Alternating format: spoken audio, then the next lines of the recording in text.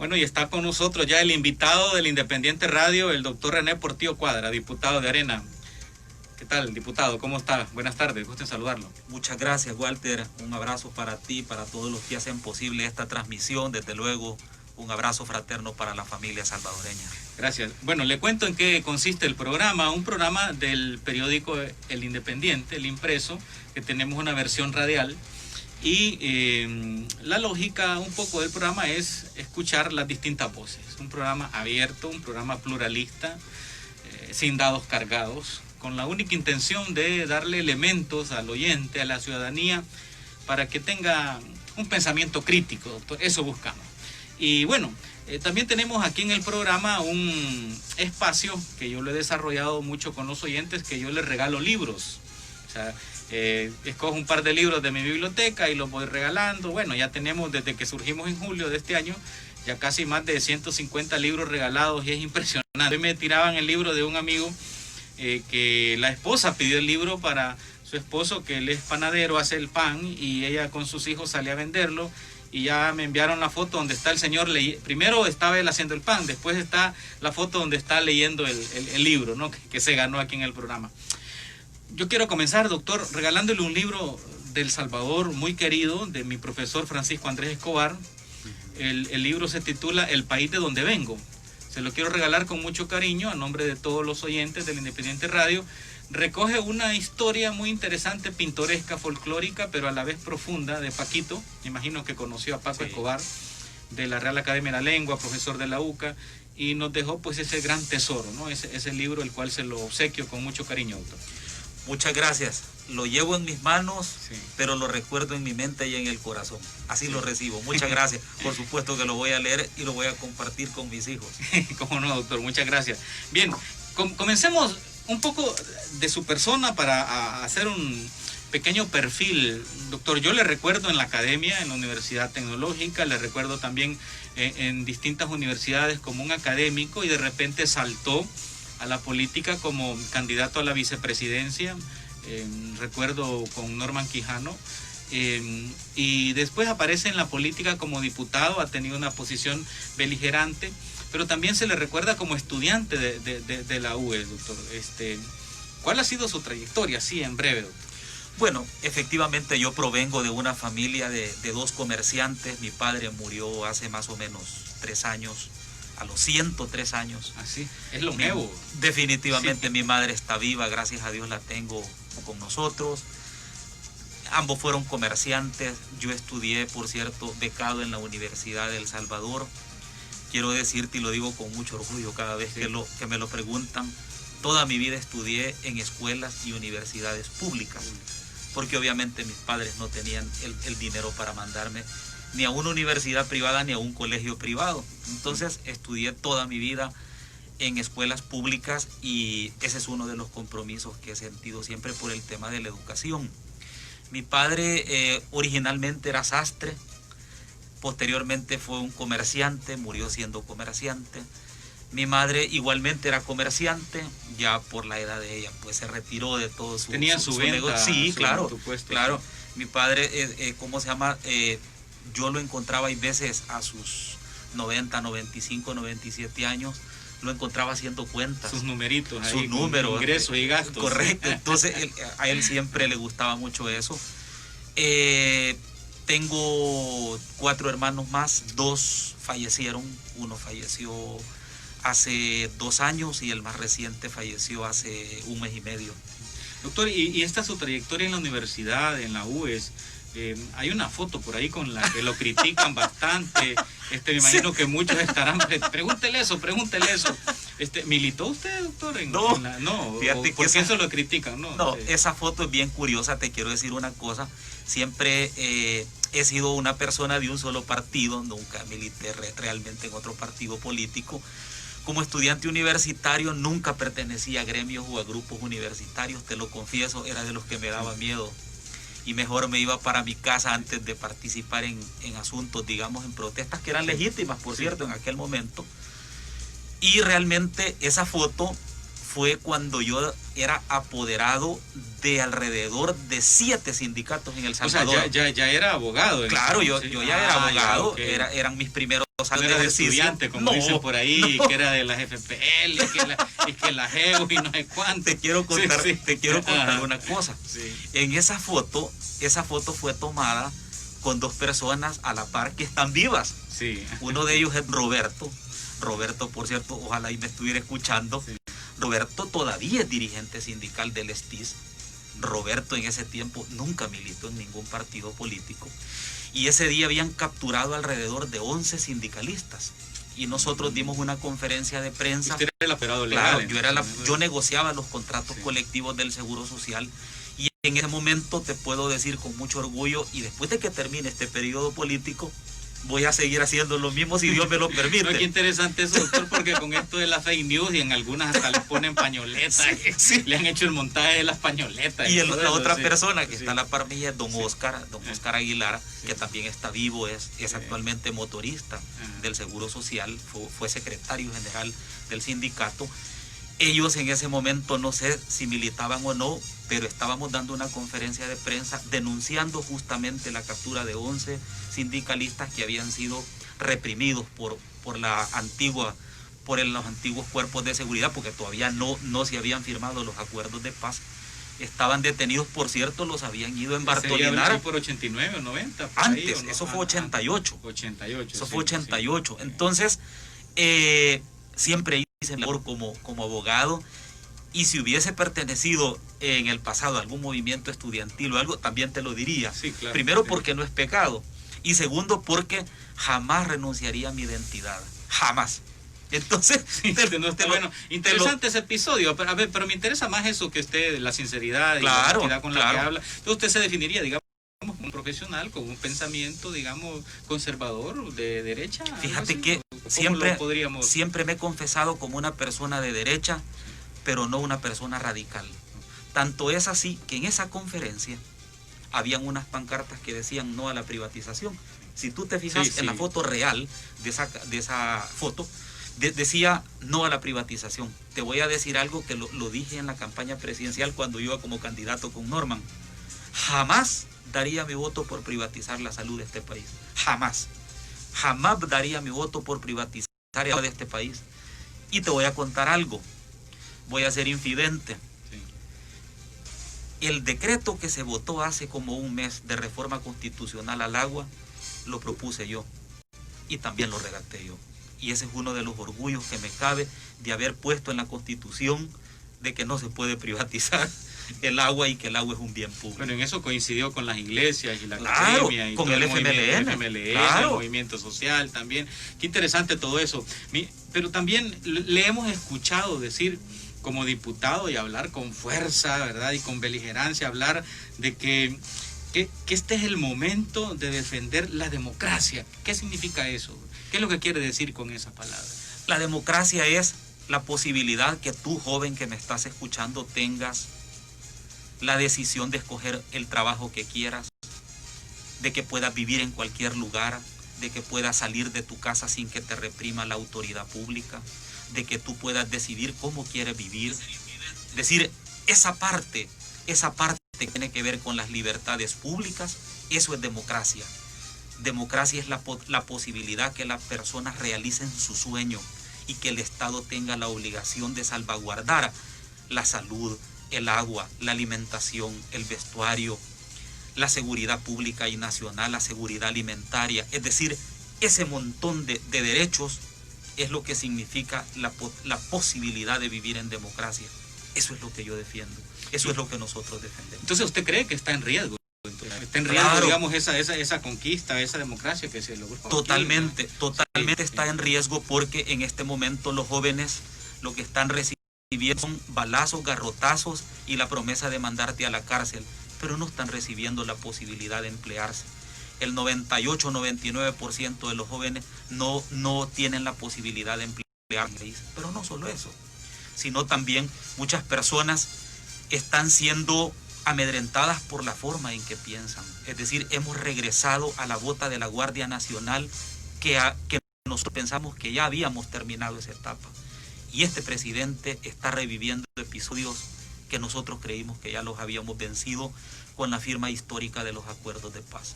Bien, interesante todo eso. Voy a volver a este tema del riesgo de la democracia, pero me están escribiendo ya y me dicen, pregúntale que explique un poco esto del subsidio al transporte.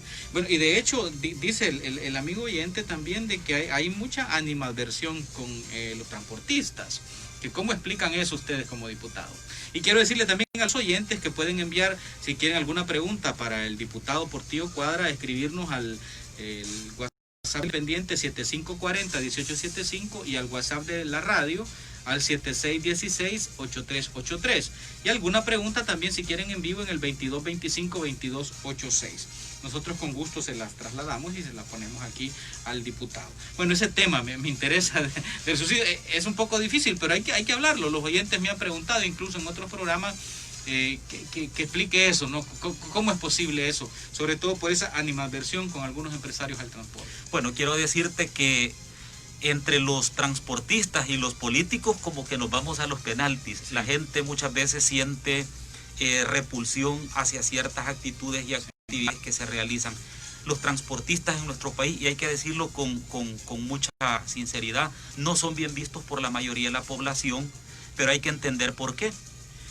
Porque realmente el maltrato, digamos, de que se les puede dar en algunas unidades, la situación de falta de condiciones en el transporte colectivo hace que ellos reciban críticas a diario y de todos los sectores. Ahora, también es cierto que ellos han sido un sector directamente afectado por la pandemia, no trabajaron durante 7 meses, no recibieron ni un tan solo centavo durante 7 meses, ellos también están pagando deudas, ellos también están pagando muchas unidades, ellos también estaban pagando salarios de la gente que trabaja con ellos, y en realidad lo que pasó fue de que el gobierno no fue capaz de negociar con ellos una mejora en el servicio que prestan.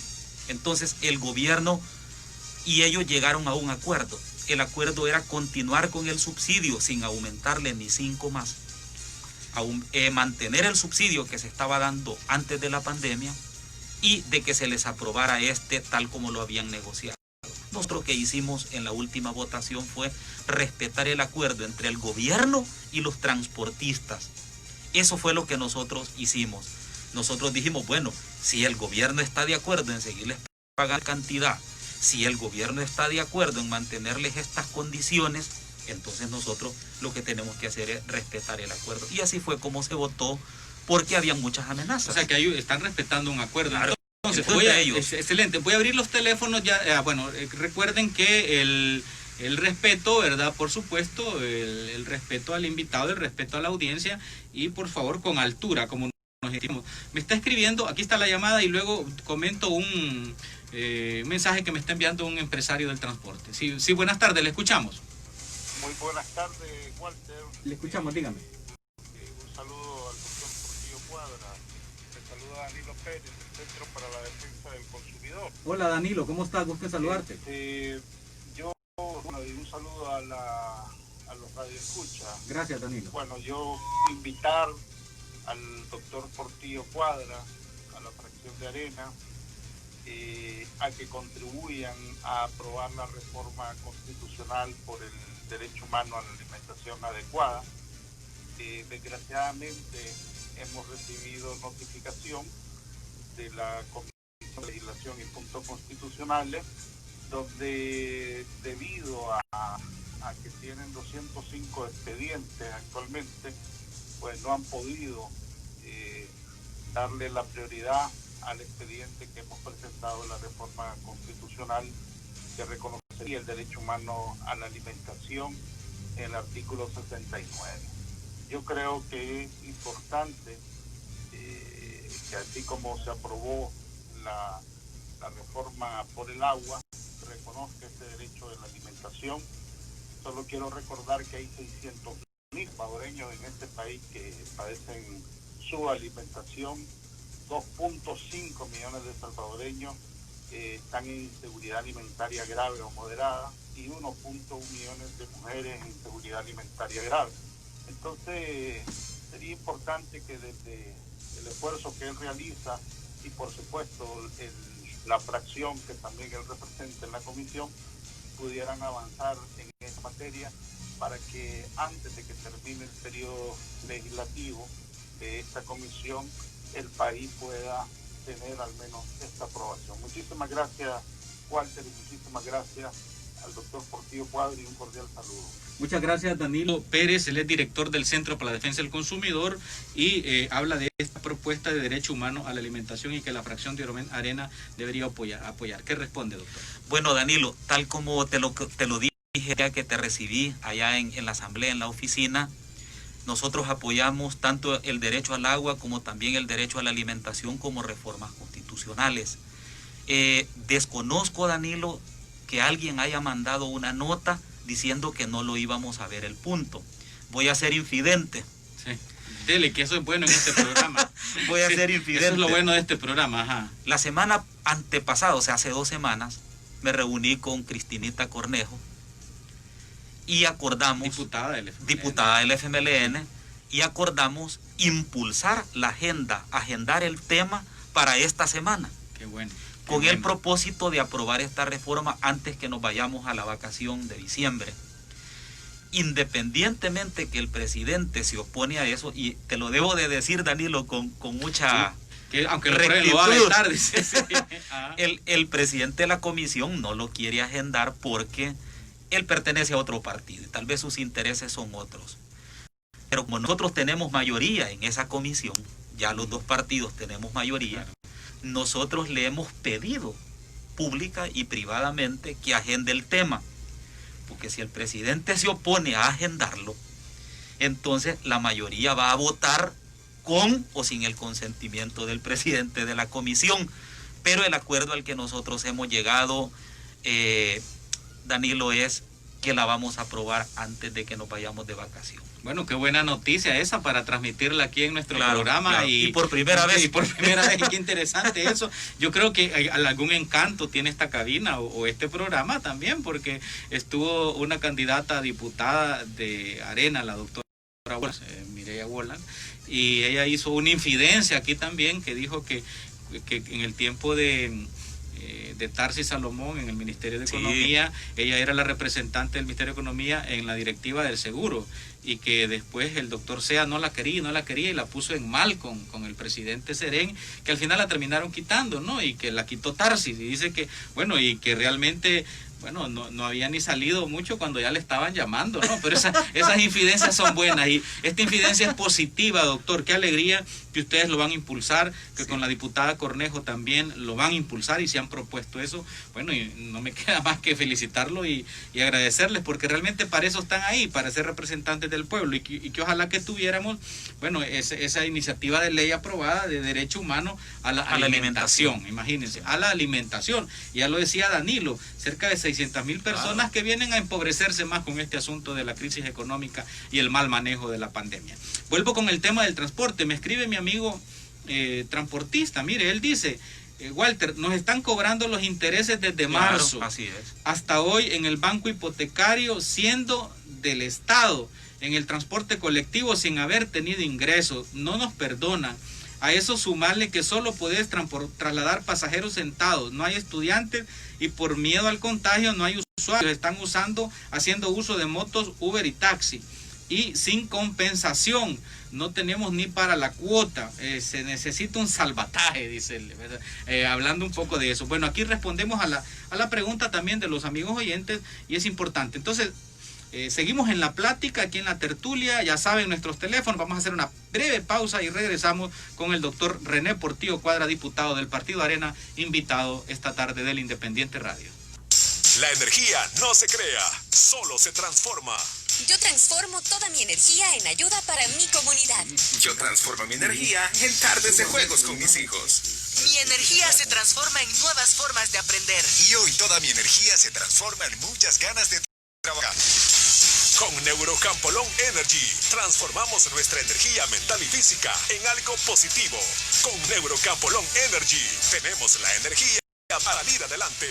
Neurocampo Long Energy, complejo B más complejo de ginseng. Fijosa, unidos con esperanza. Lea detenidamente las instrucciones del empaque. Consulte a su médico. Un día nos levantamos sin poder salir a ningún lado, pero dicen que después de una tormenta viene la calma. Virogrip.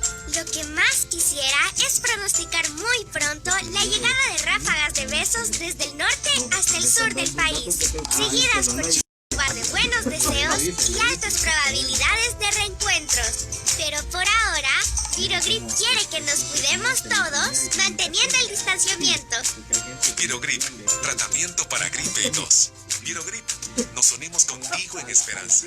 Salud, calidad viejosa. Lea detenidamente las instrucciones del empaque. Consulte a su médico. El Independiente Radio. La verdad de todas las cosas. Bueno, poneme el fondo Volcanes ahí para alegrarnos esta tarde con la presencia del doctor René Portillo Cuadra y las informaciones. Y es que realmente, miren, a veces cuesta. Nosotros estamos transmitiendo en Facebook Live esta entrevista y nos están contestando, doctor, y nos escribe uno que lo voy a leer porque realmente me llama la atención porque esto es casi como histórico. Dice, bueno, dice, cosas que pasan, dice. El doctor Portillo Cuadra con Walter Raudales. Qué coalición esa, dice. Bueno, todo cambia, pónganme la de Mercedes Sosa. Después escribe otro y dice, bueno, dice, a la M, la radio guerrillera. No, hombre, esto se trata de ir avanzando, dice, como la radio es una radio abierta, es una radio para todos y lo importante es escuchar distintos criterios para que la gente tenga pensamiento propio, doctor, de eso se trata. Y qué cosa más bonita la que está sucediendo. Lo mismo pasó cuando vino Javi Simán, ¿no? Que fue hasta el presidente se asustó aquí con nosotros en el programa y escribió.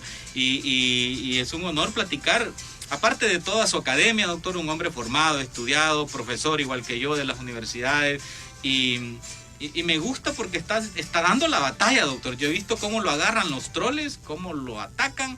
Y quisiera también tocar ese tema con usted. Pero si tiene algo que decirme antes, con gusto, doctor. Adelante. Fíjate sí. Que me mandó un mensaje mi esposa. Sí, cómo no.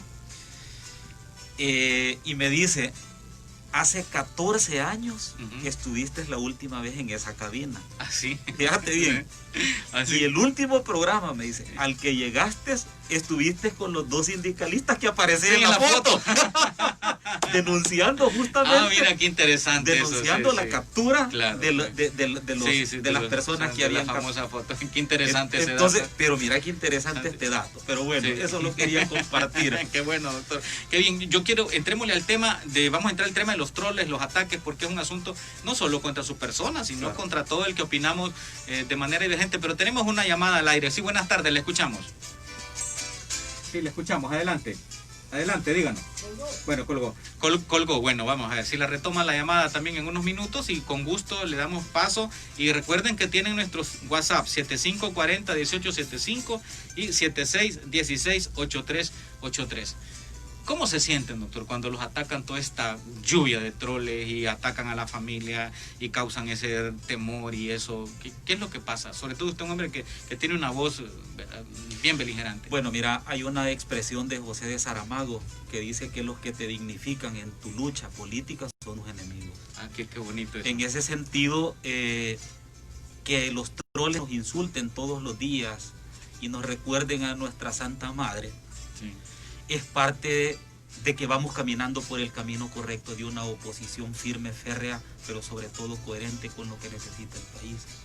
Los troles que son financiados con los mismos fondos públicos a través de Casa Presidencial, de acuerdo a la dictamen de la última comisión de investigación contra periodistas que se hizo en la Asamblea, que determinó que desde Casa Presidencial se dirigen estos ataques contra la oposición, solo me recuerda la forma de cómo operan los gobiernos dictatoriales de Venezuela.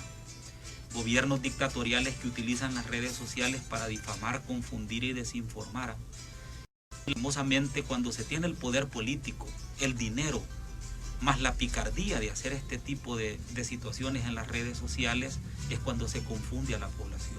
Ahora, ¿cómo manejan esto de los ataques a la familia? Porque se meten a los Facebook de las hijas, de los hijos, de la esposa, de los tíos y empiezan a meter miedo, a molestar. Imagino que tiene que haber un respaldo a la familia, a las personas como usted que son públicas, digamos. Claro. Tiene que haber un respaldo, porque si no, yo he escuchado de algunos personeros, ¿verdad? Que al final terminan cediendo al amedrentamiento y se retiran. Claro. Bueno, quiero decirte una cosa. En la política, ya sea que seas oposición o seas gobierno, existen reglas y códigos de conducta. Yo tengo un código de conducta. Jamás, pero jamás voy a atacar a un familiar de un político No, esto del gobierno. no respetan códigos. Tenemos Jamás. una llamada, doctor. Sí, buenas tardes, le escuchamos, adelante. Buenas tardes. Sí, diga, le escuchamos. Le habla Fidel Asensio Villarán. Adelante. Soy conocido como el comandante Fidel en la Universidad de El Salvador. Adelante, Y Fidel. mi hijo fue alumno, Franklin Asensio fue alumno del doctor Portillo Cuadra.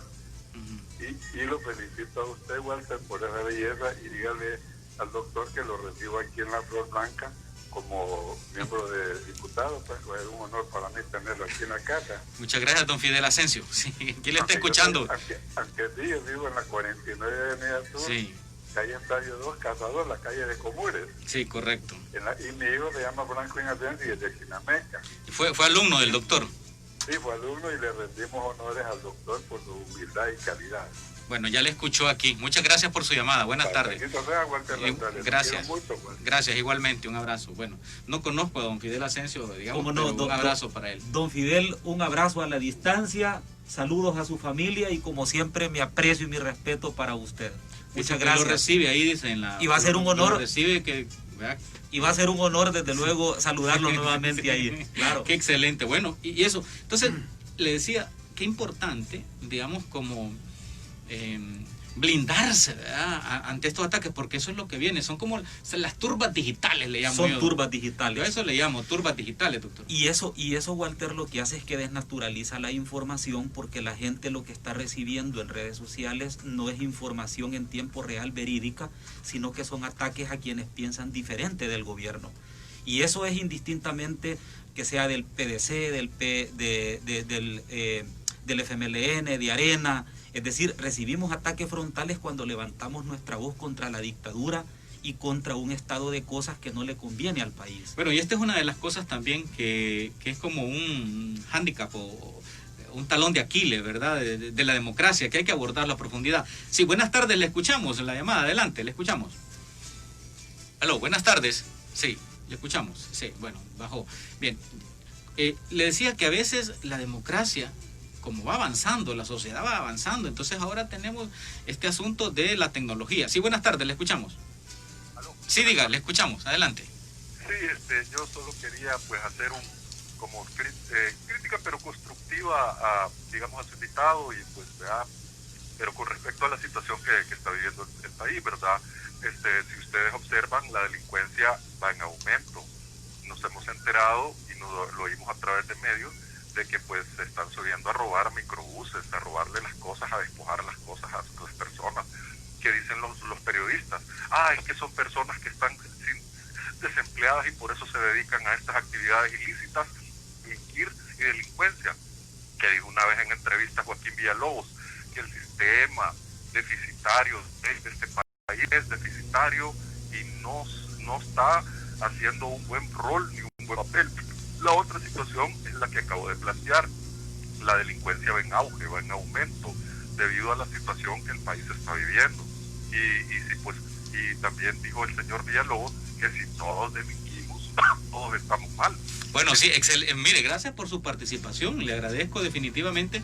Y yo creo que a veces no coincide la realidad con lo que dice la publicidad o la información, ¿verdad? Y el periodismo también, nos hemos dado cuenta ahora con estos nuevos medios que han salido, bueno, cómo está la cosa. Pero le dejo que se extienda un poco más, doctor, en este tema, digamos, de los talones de Aquiles de la democracia con esta nueva tecnología. Entonces te decía que la tecnología ha sido utilizada para tratar de desvirtuar a la oposición a como de lugar, y sobre todo que se está realizando con fondos públicos. Solo para citarte qué impacto tiene esto en la población y en la gente más pobre. En nuestro país actualmente, en el presupuesto del 2020, hay destinado 25 millones de dólares en publicidad. Pero ese es un escándalo. 25 millones, Walter. 25 millones de publicidad en el presupuesto. En el presupuesto 2021. para CAPRES y sus ministerios aledaños. Yo creo que la Procuraduría de Derechos Humanos no llega a ese nivel. No, y eso es lo que te quiero decir. Bueno, no sé si la Fiscalía, precisamente, o la Procuraduría. Precisamente ese es el punto. Sí. Te puedes imaginar cuántas viviendas dignas podemos hacer con 25 millones de dólares. Sí. Sacar a la gente que vive en las quebradas, la gente que vive en ranchos de lámina y palmas de coco, hacerles una vivienda digna. Eso sería mucho más útil que reventarse ese 25 millones de dólares en publicidad. Ves al presidente que contrata por 2,5 millones a una empresa lobista, es decir, personas que le vayan a hablar bien a Washington del presidente para que ante el gobierno norteamericano él aparezca como un presidente correcto y honrado, cuando en realidad ese dinero pudiera utilizarse para invertirlo en la red de aguas y de cañerías, de acueductos y alcantarillados en el país. ¿Cuántas pipas con agua se hubiesen comprado, llevadas a las colonias que más lo necesitan con ese dinero? Ese es el tema de fondo. Y ahí es precisamente donde este gobierno está equivocando la ruta, no solo del dinero, sino también la ruta de la información. Bueno, es un escándalo, quiero decirle, doctor. Eso que usted acaba de decir, sí. 25 millones en el presupuesto para publicidad, aparte de un escándalo, ya mi vena cristiana diría es un pecado. Sí, es un pecado el que van a tener en su momento que dejar cuenta. Y a eso agregarle un dato más, lo digo rápido. Sí. El presupuesto de Casa Presidencial, no del órgano ejecutivo, sí. Casa Presidencial, sí. Es de más de 90 millones de dólares. Resulta que ese presupuesto, y ese es actualmente en el 2020, ese presupuesto es mayor que el del Ministerio de Trabajo, Ministerio de Turismo y Ministerio de Vivienda juntos. Qué barbaridad. Es decir, eso es inaceptable. Inaceptable y que es un escándalo, pero ¿se lo van a aprobar así o no? No, ese es en el presupuesto de este año. De este año, no, en el que viene. En el otro viene todavía. Más de 90 más millones. De 90 Qué millones. Barbaridad. Por eso es que no vamos a aprobar un presupuesto que le sirva a CAPRES, vamos a aprobar un presupuesto que le sirva a la gente, dirigido a la gente. Y eso hay que explicárselo a la población, porque van a tener toda una campaña en contra, ¿verdad? Una campaña completamente en contra.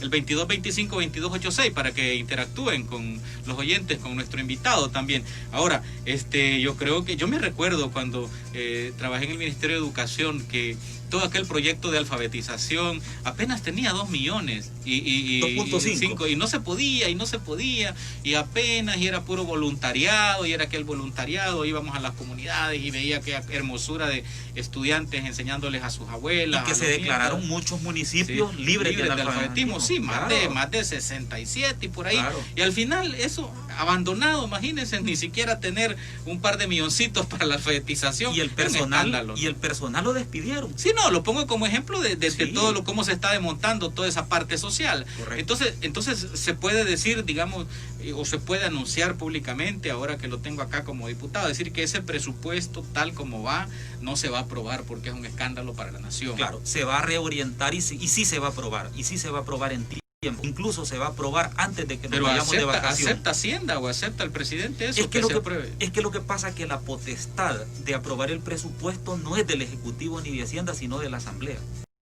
La facultad que ellos tienen es de presentarlo. Nosotros lo que no podemos hacer es aumentar las partidas presupuestarias. Decir, mire, pero ustedes se pueden arreglar, digamos, esos 120 millones que van a pedir para Casa Presidencial le pueden mover para la vivienda. Procuraduría General de la República. No, para más vivienda.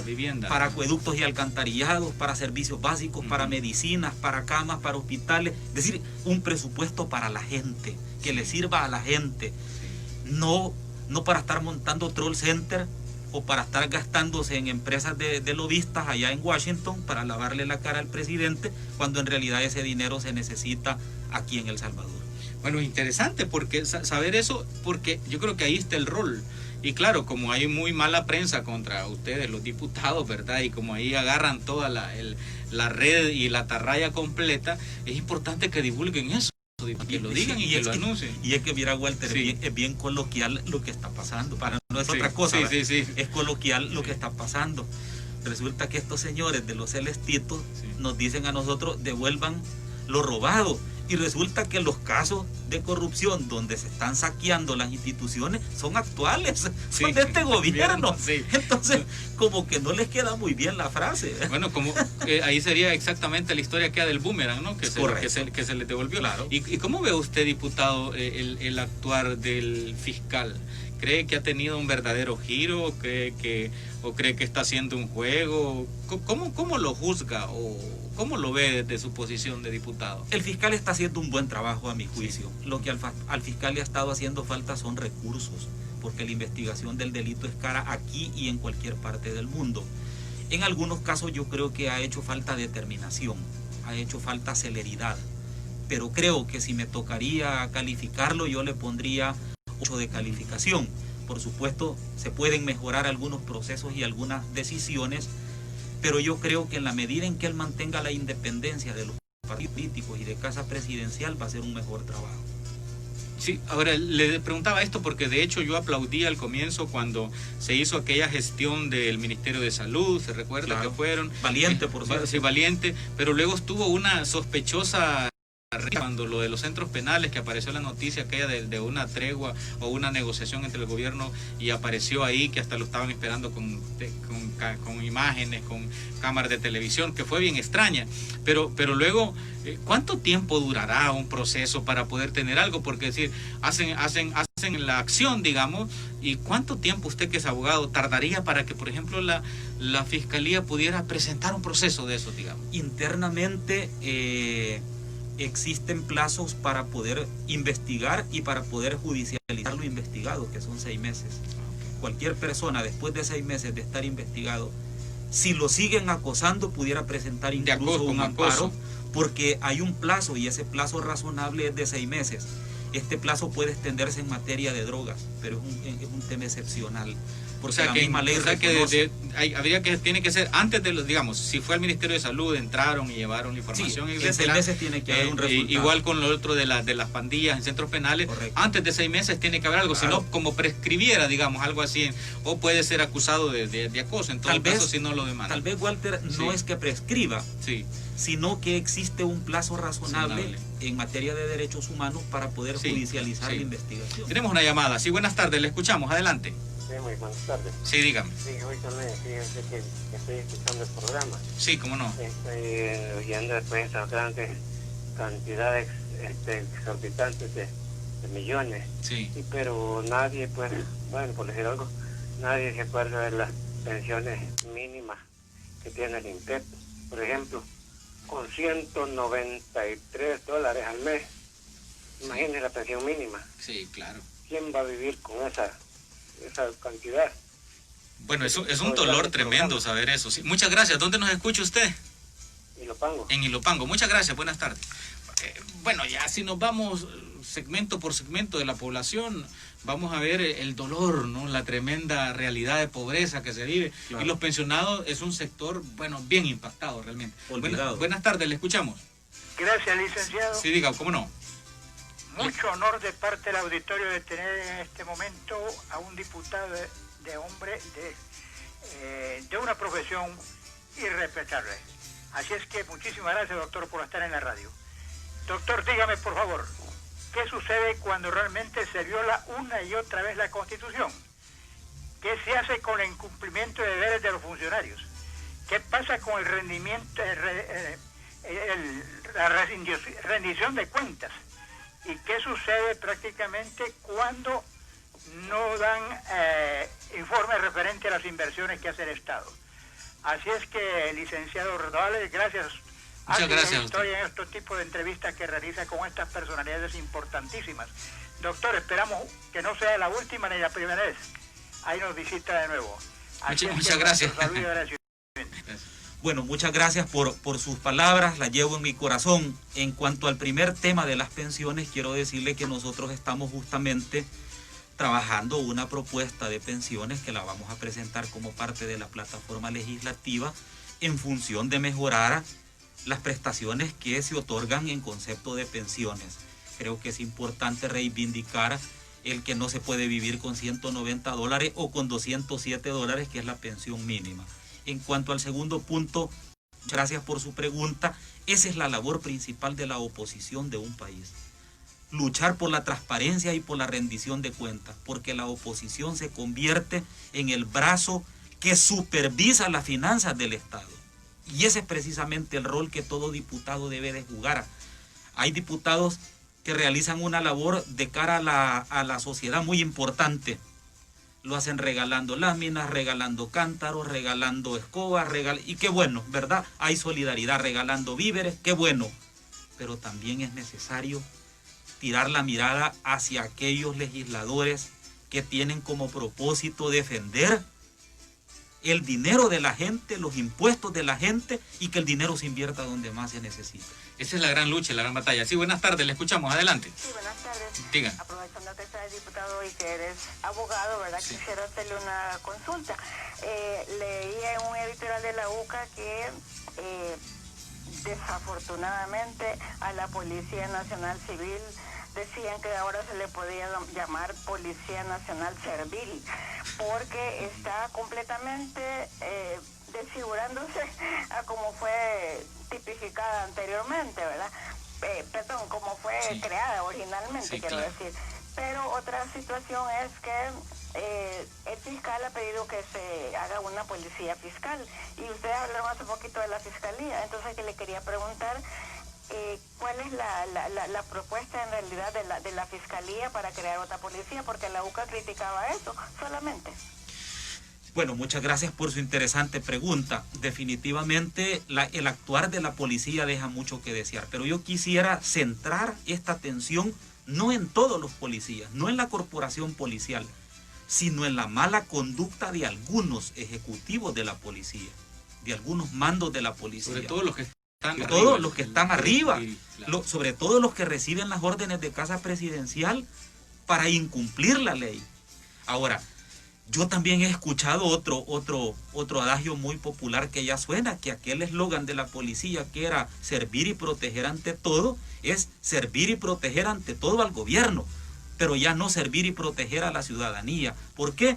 Porque algunos malos ejecutivos y mandos de la policía se han convertido en funcionarios que protegen a los ministros y al presidente y se olvidan de la gente. Ahora, en algunos países como por ejemplo en Colombia, en Costa Rica, en México, en Argentina, en Brasil, existen policías que son directamente investigadores y que dependen de las fiscalías, no dependen de la dirección de la policía. ¿Por qué?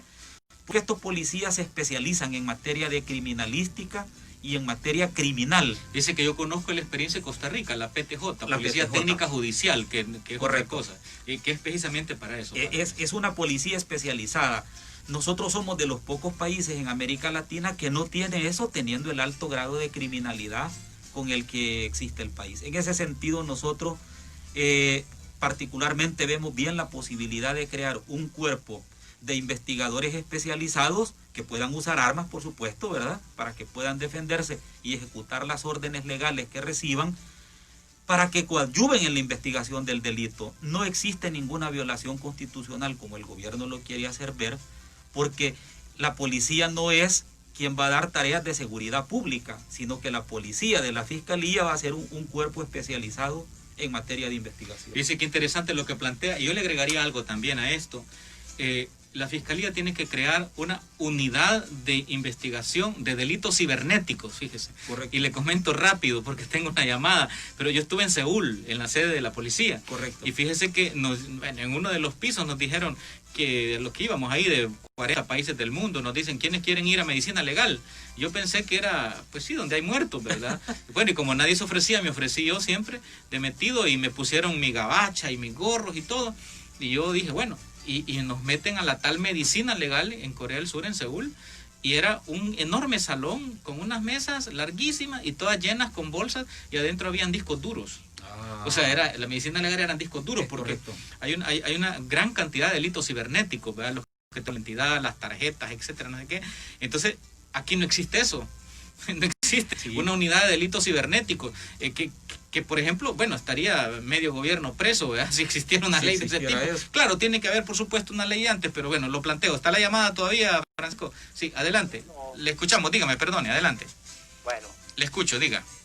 Qué interesante su programa y felicitar al diputado, pues yo considero que toda persona que se inmiscuye en el campo político es porque tiene actitud de servicio. Pero también no solo es querer hacerlo, es de saber hacerlo. Querer más saber es el poder. Yo tengo una observación.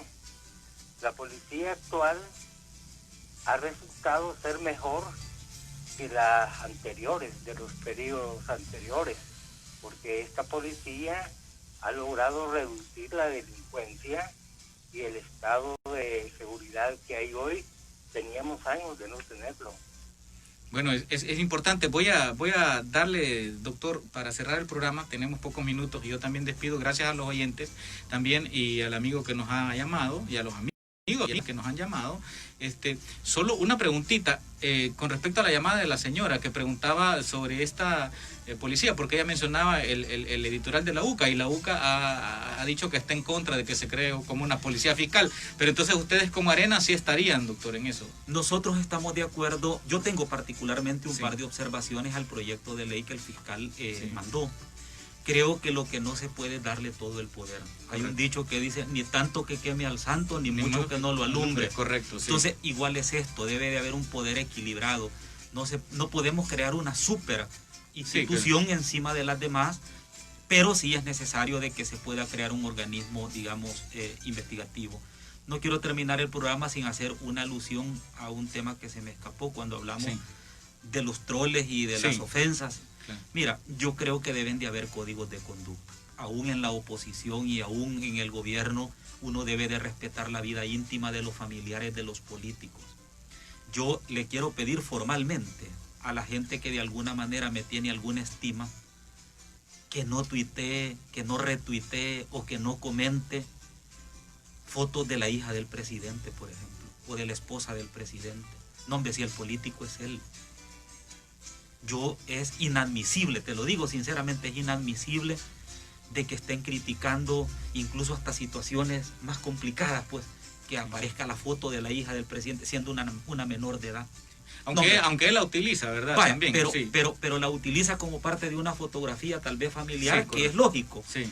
Pero utilizarla en otro sentido para criticarlo, mira, eso es detestable, venga de donde venga, porque el político es él, aquí hay que criticar es a él, con fuerza, con drasticidad, con severidad, con objetividad, pero no a la familia, no meterse a la familia. No meterse con la familia, esa es otra cosa. Quería hacer esa aclaración porque las redes sociales se prestan para eso y hay que tener códigos de conducta. Bueno, lo que sucede es que en las redes sociales es precisamente eso, es un pandemonio. Sí, ¿verdad? Es algo sin reglas, sin leyes, que realmente ya hay países y sociedades avanzadas donde ya legislaron. Nosotros todavía estamos, mucho atrás. De hecho, en Estados Unidos ya, y México también ya tiene. Nosotros tenemos una ley de delitos informáticos. El problema es que no se cumple. No se cumple, ni se divulga, ni se aplica.